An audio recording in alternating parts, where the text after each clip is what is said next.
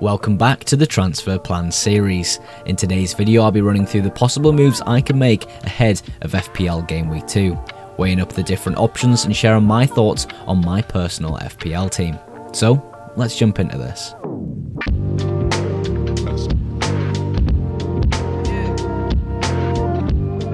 Welcome to the first Transfer Plans video of the season. In these videos I review how we did in the previous game week, identify mistakes and errors, fix them within the Transfer Plans section, and then finally at the end of the video show you my updated player watch list, players I'm keeping my eye on in FPL.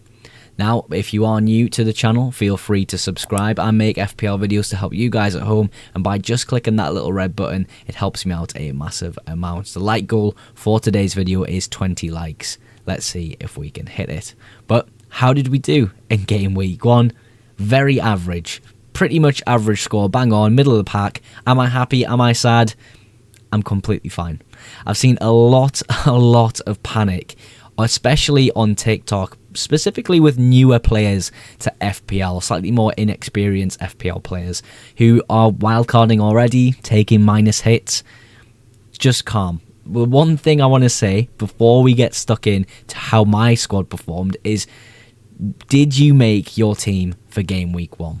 No? If the answer is no to that question, don't panic. Give yourself a few weeks, let your team breathe. Yes, of course, straight away fix massive mistakes in your side, big injuries and things like that.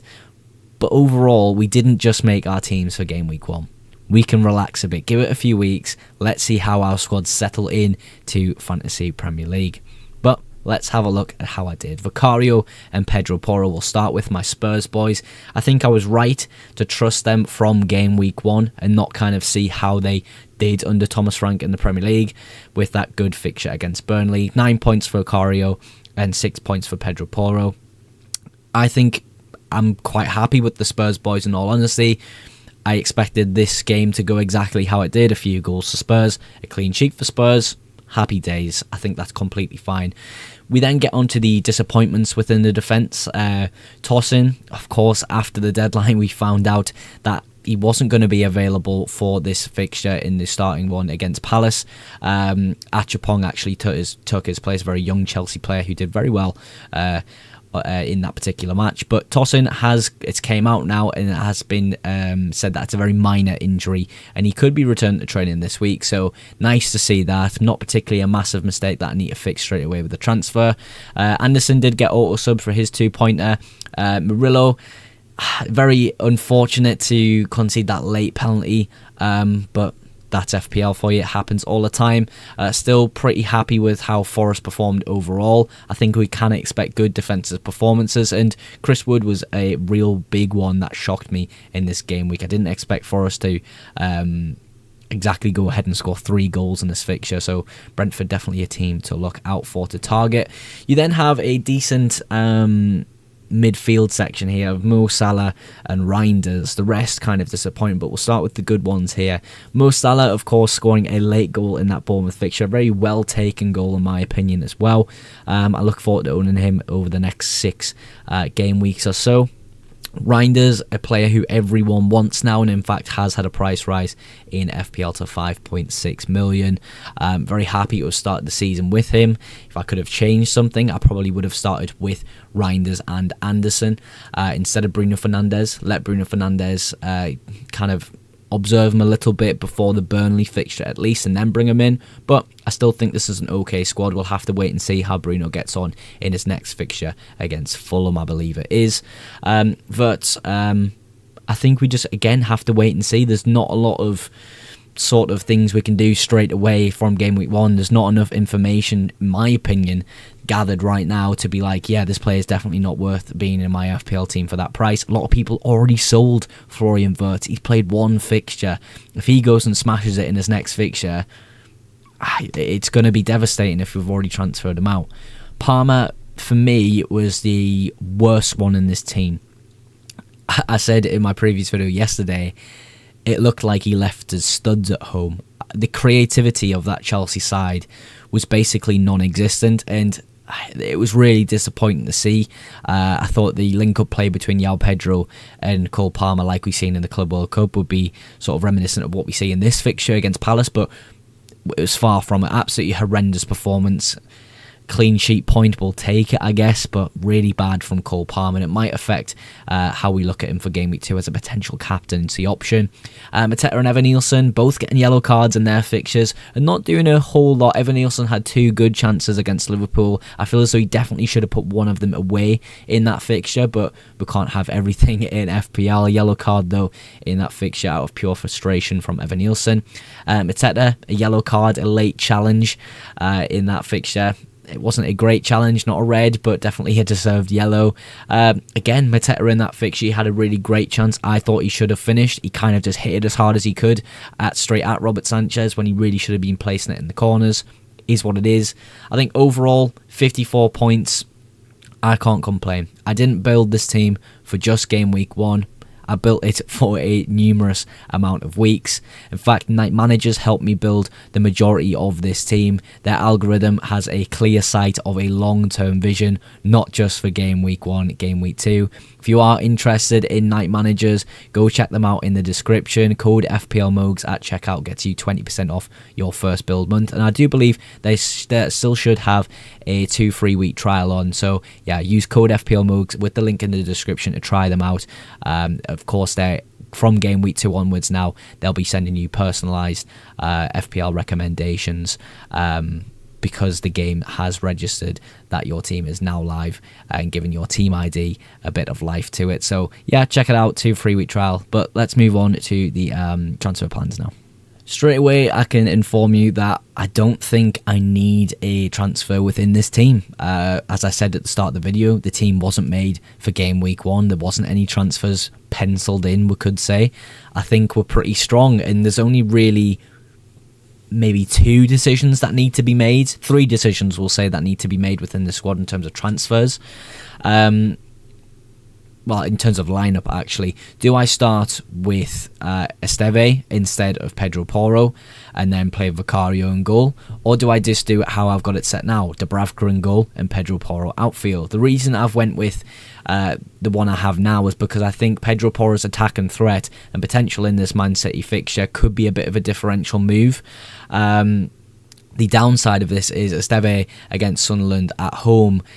It is a good chance of a clean sheet, and I think the way Sunderland attacked West Ham, Esteve could get a lot of defensive contributions and perhaps come away with 2 extra points and a clean sheet. It's really difficult to call on this one. I think I might have to consult Night Managers and see how their predicted points is looking for these 2 players. But at the moment, I do think Pedro Porro could be the better pick here, so I'm considering starting him over Esteve and then thus not going for double Spurs defence and playing Dubravka. I mean, if Sunderland in the first fixture got beat by West Ham and didn't really look good going forward, this week would be so much easier, but they looked really great. My team, of course, in Sunderland. So yeah, I can't quite bring myself to go double Burnley defence. It doesn't quite make sense in my head. You then have Tosin and Anderson to consider. Tosin, it has been included within some news that we've seen today that he could be back in first team training this week. It was a very minor injury, so I do want to play him against West Ham away from home. I think it's a good fixture to play him in as well. And then Anderson, I could play him in this home fixture against Manchester United, but the way Manchester United played against Arsenal, I don't think it's quite worth it. I think I'd still rather play Pedro Porro away to Man City than Anderson at the moment. Maybe defensive contributions for Anderson in this fixture because Manchester United are so attacking. Really hard to tell. Everyone else in the team, I think, speaks for themselves. I don't really have to add too much to this. Of course, Reijnders, super happy to have against Spurs at home. We'll see how Spurs cope defensively with a team like Manchester City. The captaincy is currently on Cole Palmer, and that's purely because of how West Ham defended against Sunderland.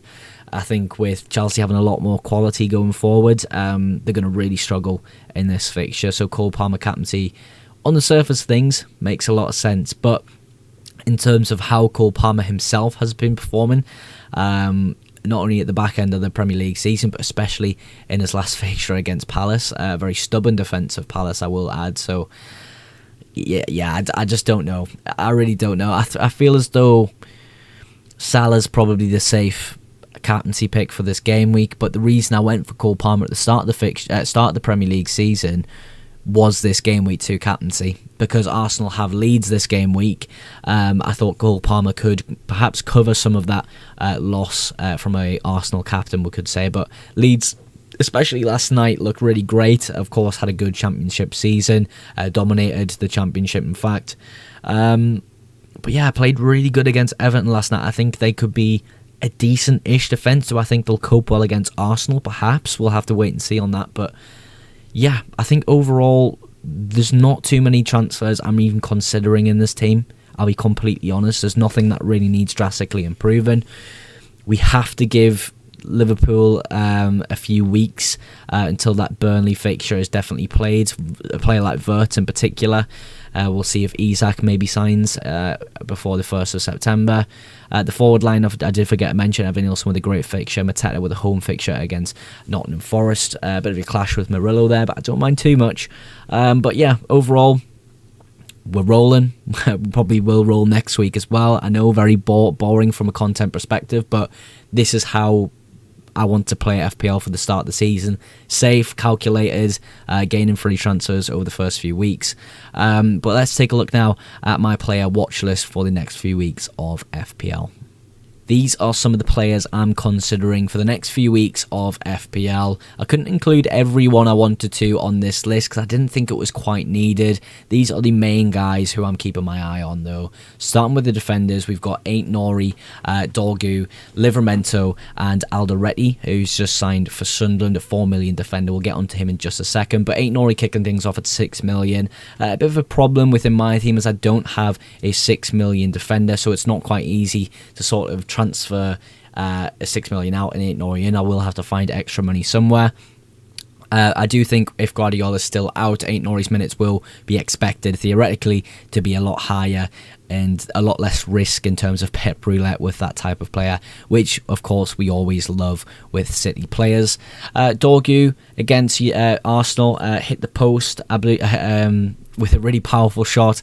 I thought he did great. I thought he did really great, and if he continues to get really great minutes for Manchester United going forward, which I do think he will, now he's kind of settled into that style, I quite like him. I do quite like him. I think with good fixtures coming up, potentially, he could be someone I transfer in at a very cheap and reasonable price, I believe, as well. Livramento, when the Newcastle fixtures get good, again, I think at 5 million, he could be a decent option. Defensive contribution points could be decent amongst the Newcastle defence in particular. Going forward, do I think minutes could be an issue with him, Hall and Trippier?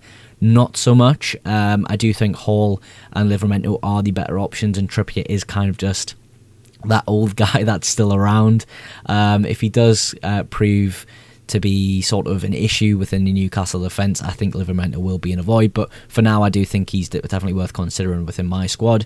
Alderete for Sunderland, I'm not too sure if that's how you pronounce his name in fact, but that's what I've heard other Sunderland fans say. 4 million, he did really good in our game versus West Ham, got the assist actually for the Mayenda goal I believe, and my thinking is over the next 2 weeks at least for Sunderland's good fixtures, could I maybe take some money out of the defence and then move up somewhere else in another position? I think Dan Ballard is going to be probably the best Sunderland asset at 4.5. Of course, had a monster score in game week 1, 17 points, being the top scorer. But Alderete at 4 million, you're saving a bit of money there. He's probably going to get the same amount of defensive contributions and be involved within set pieces heavily like Dan Ballard is. I do think we have to keep our eye on new signings for Sunderland, potentially a new centre-back coming in. Mukele, I do believe, from PSG is going to be signing as well. Whether he plays right-back or centre-back is yet to be seen, but for the next 2 weeks it could be a quick, easy transfer to save some money and move up elsewhere, but that's why it's at the bottom of the list. It's not a likely move I do make, but definitely something I'm considering. For the midfielders, Semenyo, very obvious why he's there. 2 goals against Liverpool, very, very good in my opinion. I think for Bournemouth, that when they get good fixtures, Semenyo is definitely a guy to be considering here at 7 million. I think he has went up in price actually. I will have to check that. I kind of ignored him for a little bit, to be honest. But Kudus, another one, great for Spurs going forward. Cunha, another guy I think could be underrated at his price point for Manchester United. Eze is a really interesting one for me, because if he gets a Spurs move, I do suspect he would start every week for Spurs. We'll have to kind of see when that happens, or even if it happens. But yeah, I quite like the idea of Eze in a Spurs shirt, just with his set piece threat and stuff. I don't know, I quite like the idea of it. We'll have to wait and see if the transfer happens though. Anderson of Nottingham Forest, I mean, it kind of speaks for himself. I think he's a great asset overall in terms of going forward and defensively, for defensive contribution points. Pat Matasar as well is similar to Anderson. I do think for Spurs we have to wait and see if he still is going to be playing that sort of more advanced role for Spurs. If Eze comes in, does he go in the middle of the park? Does Kudus come in the middle of the park? I don't quite know how that's going to look, but something to keep an eye on for my team. Wood, Haaland, Strand Larsen, Thiago. Not many striking options to consider here, but Chris Wood, of course, surprised us all in game week 1 against Brentford. Or maybe Brentford surprised us all with how bad they are. We'll have to wait and see how Forest perform against Crystal Palace, in my opinion. Haaland, I think, is going to do what Haaland does and score goals. I just hope to God that Salah does outscore him in the first 6 weeks, which I do think he will, being listed as a midfielder, of course. Strand Larsen, Wolves player. Well, I don't know. If Wolves aren't on it for this Bournemouth fixture, I think they could be in real trouble this season. But Strand Larsen, at the back end of last season, when Cunha was not in the squad like he isn't now, did really, really well in FPL. So maybe I'm trying to replicate that feeling yet again, but I think Strand Larsen is on my watch list because of that. Thiago, I mean, 6 million forward. We're not going to get many of them in FPL. Could he be a value unlocker for the midfield of my squad? I'm not too sure yet, but we'll have to keep on an eye on how Brentford are going forward, because they look really pants against Forest, in all honesty. But those are some of the players I'm considering in FPL for the next few game weeks. I always outro my videos with a massive thank you to you guys at home for supporting the FPL Mogs YouTube channel. Of course, if you enjoyed today's video, go ahead and click that like button. And if you aren't yet subscribed to the channel, go ahead and subscribe as well for future FPL content and deadline streams. But that is absolutely everything for today's video. Thank you again so much for watching, and I will catch you in the next one. Bye for now.